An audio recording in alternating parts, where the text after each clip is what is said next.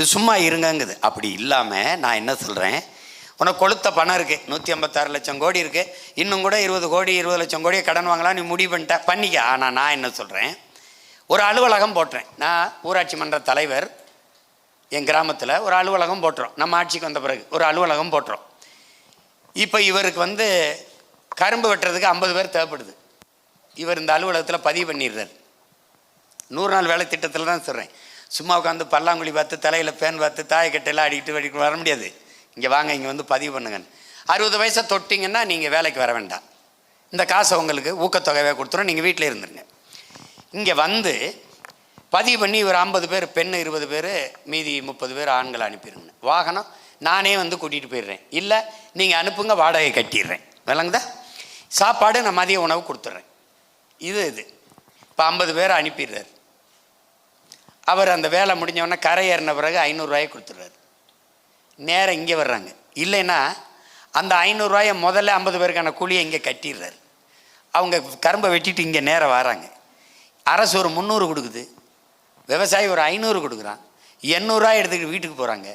உழைப்பு அங்கே உற்பத்தியில் ஈடுபடப்பட்டுருது, உழைப்பு உடல் ஆற்றல் உழைப்பில் ஈடுபடுத்தப்பட்டுருது, விளைச்சல் வந்துடுது, அதனால் வறுமை ஒழிஞ்சிருது. இப்போ காசு இருந்தால் கடைக்கு பொருளை போய் வாங்கிட்டு வந்துடலாம்.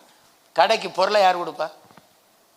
நீங்கள் ஒரு வேலைக்கும் வரலை, 100 நாள் வேலை திட்டத்தில் 300 ரூபா வாங்கிட்டீங்க, அரிசி வாங்க வர்றீங்க, அரிசி எப்படி கடைக்கு வரும்? கத்திரிக்காய் வாங்க வர்றீங்க, கத்திரிக்காய் எப்படி கடைக்கு வரும்?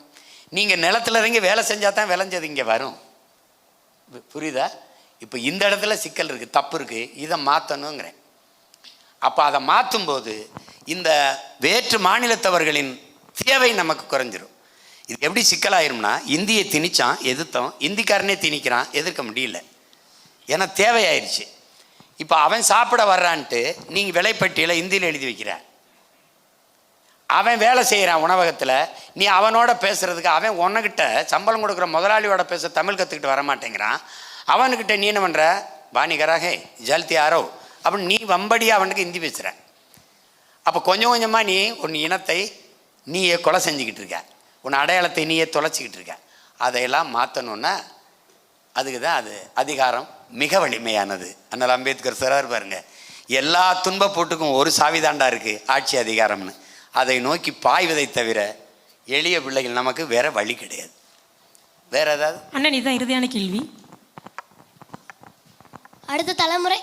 வணக்கம், வணக்கம் பெரியப்பா, என் பேர் சஞ்சய் இளமாறன். அடுத்த தலைமுறை தமிழ் பிள்ளைகள் கனவாக சுமக்க நீங்கள் எதை கற்பிக்க விரும்புகிறீங்க பெரியப்பா?